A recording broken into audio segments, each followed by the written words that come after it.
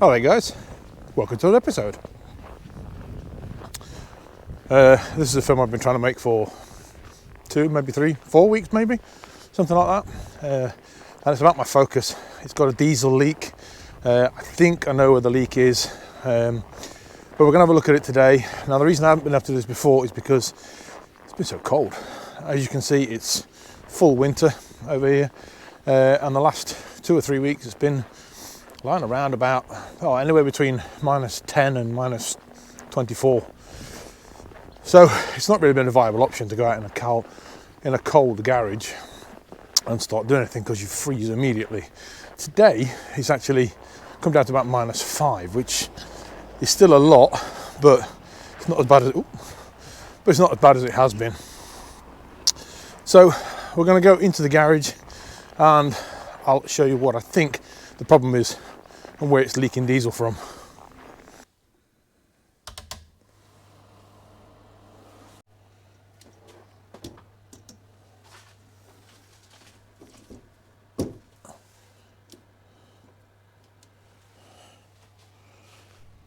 Right, so for those of you that don't already know, this is my Ford Focus. It's a 2016 model, and this is the 1.6 diesel. I think it's a Peugeot engine originally, but it's sat in my Focus. Now, as you can see, as I was just talking about, it's cold. As you can see, there's frost on all the plastic and things like that. So I'm hoping that I'm not going to break anything with it being cold. I do have the heater on, as you've just seen, but it's going to take a while for it to get warm in here. And that is pretty much the reason why I've not been out here earlier doing this, is because it's so cold. Now the fuel leak, I believe, what I've been getting is when you start the car in the morning, you'll get quite a smell of diesel to start with. Driving to and from work is not a problem, but as soon as you stop the car, traffic lights or whatever, starts to smell of diesel. And I'm also getting like a smoke, well, it's not smoke as such, but like a steam coming from the back area here. So what I can see, and I'm hoping I can get it on camera somewhere, is down there is the fuel rail, as you can see, with the fuel pipes, and at the back of the fuel pipes, I'm hoping I can get this on camera, there you've got the fuel rail going in. Just there is the pressure sensor, and I believe that the fuel is collecting down here, going down the back of the engine. When the engine's warm, that's where I'm getting the steam from and the smell of diesel, but it seems to be collecting from here a little bit. And I believe that it is that sensor just there that is leaking. So what I'm going to do at the moment is to take it out and see if I can put some thread sealer on it and see if that solves the problem, because I think that's the problem, but I'm not 100% sure. Now to get to that, we've got to take the diesel filter out of the way. So we've got to get rid of the bracket off of here, and then there's one bolt there, there's one bolt just there, and there's another bolt just there to get rid of, and then we can move the whole filter housing out the way, and hopefully we can get in there to undo it.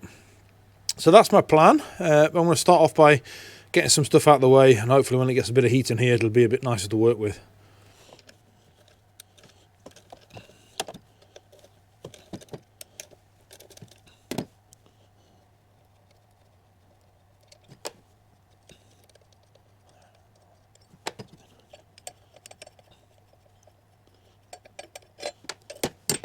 So the bracket's now off. So we've got the 2 fuel hoses here. I'm slightly worried about these because it is so cold in here. But basically, press that down and then pull that back. And I'm just hoping that I don't break any of these plastic clips, because they are just plastic and it's cold in here. Oh, that one came off all right. But I don't want to bend them too much, that's the problem.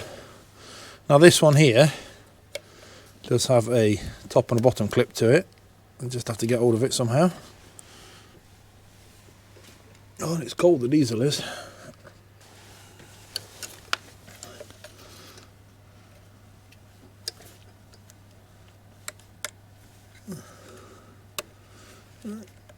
That's the little lock clip that comes off, and then you have to push that in and at the same time pull the clip off.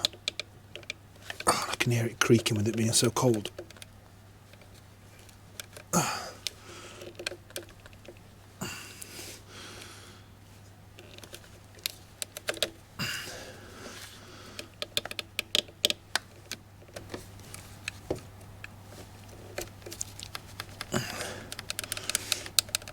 I'm easing it very, very gently.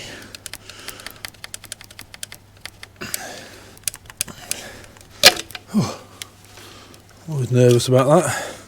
Now normally I would bend these hoses out of the way, but because they're so cold, I don't really want to bend them too much because there's a risk that they just snap.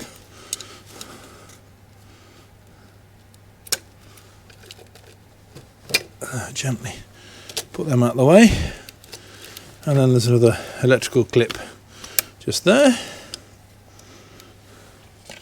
so that comes out of the way.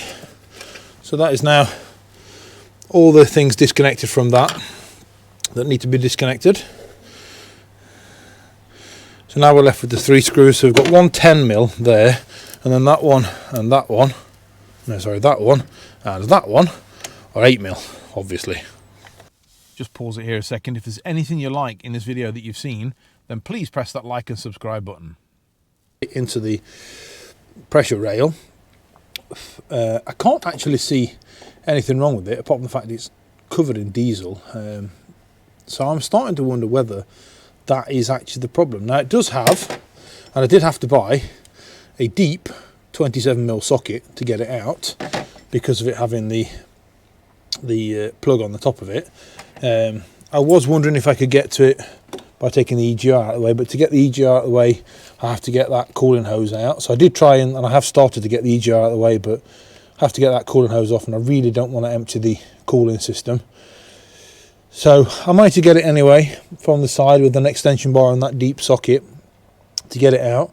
But I've got that out, but I can't actually find anything wrong with that. The only thing that's slightly worrying me is this rubber thing here that sits around the injectors, and that looks to be covered in diesel. So I'm just wondering if it's something else that's the problem, like an injector seal or something like that. Although I kind of think if it had been an injector seal, it would have been going on 3 cylinders.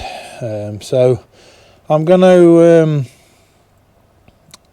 I don't know really. My plan originally was to just put some sealant on that, some thread sealer on that, and put it back in again and see if that solves the problem. If it doesn't, then I'm going to have to do some more investigation, and the risk is I might have to do all this all over again. Right, so back on another day because it was getting too cold the other day when I was out here. It's now slightly warmer. As you can see by the battery, it's not frozen anymore, or the battery tray is not frozen anymore. But I've been up here about 5 minutes, and I think I found the problem. Now, when I was trying to sort things out, I looked down here, and when I look down here, I can see that it's pretty covered in diesel. But one thing that stood out is that this piece is covered in diesel here. Now, this is the bit that sits there around all the injectors and the glow plugs and stuff to keep them, I don't know, warm or separate or whatever they do, I don't know really. So I went and got myself a little mirror, and I'm going to see if I can get it on camera. So looking inside that mirror there, what I could see is the injector, and I can see the injector bolt there. Now my first thought was, shit, the injector bolt's broken off, or the clamp that holds the injector down has broken a leg off or something like that, and the injector's on its way out. But I could see that it's fairly covered in diesel kind of everywhere along here. I can see that like this glow plug here has got diesel on it, and a lot of this kind of has got like diesel on it, which even here, if I go back here, look, there's kind of diesel on here, which kind of is a bit weird because it's leaking down there somewhere. It's leaking kind of down here somewhere. But to get diesel all the way over there is a weird thing.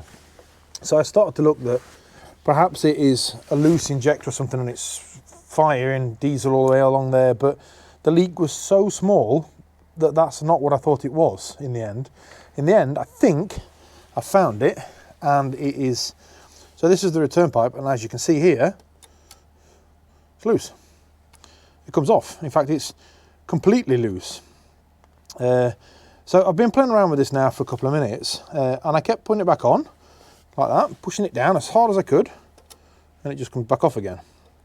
Okay, to get these in place, you have to lift the 2 tabs up here. So you lift these two up here, and what you'll see is there's a little white ring that comes out. Now that little white ring goes underneath the little green rubber that's on there. So to get it in place, you need to push that down.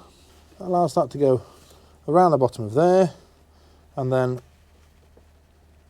that clicks down into place. So as you can see, compared to what it was before, it's a few millimeters lower.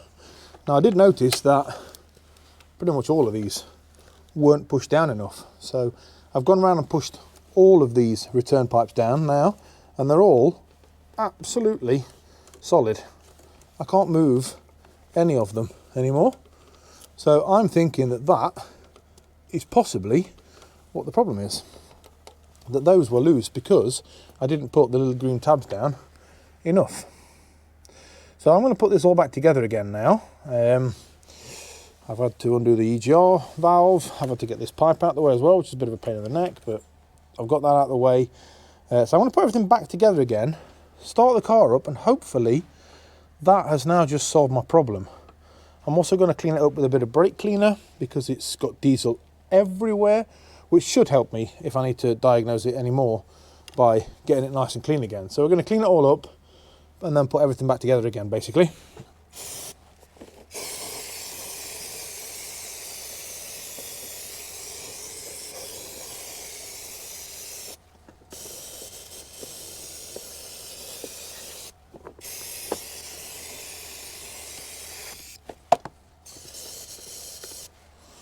Right, so I'll let that evaporate for a little bit and then I'll start to put this car back together again. So that's that all now put back together again. The hardest part is the EGR valve because it's really, really tight. There's especially one bolt, I won't be able to see it, but it's right down the back there and it's a bracket. And it turned out I didn't really need to take the EGR out of the way. So that was a bit unnecessarily, but there you go. So fuel filter's back. I shouldn't need to bleed that with it still having fuel in it. It should have enough fuel in there to get the engine running. It might kind of cough and splutter a little tiny bit as it just bleeds itself, but that shouldn't be a problem. I shouldn't need to bleed it. If I do, well, I'll just have to bleed it. But it's all back together again now. So I need to take that now for a quick test drive up the road and see if I can smell the fuel and see if I can see it leaking anywhere. I'll probably smell a bit of fuel and I'll probably smell a bit of brake cleaner to start with as the engine gets a bit warm, but that should disappear fairly quickly. The last time I road tested this, it only took a couple of minutes up the road and I could smell the fuel kind of immediately, and you could kind of see the smoke kind of coming out of the front part of the bonnet here where all the tools are at the moment. I should be able to tell really, really quickly whether that solved the problem or not. Right, back from a test drive. Engine is fairly warm now.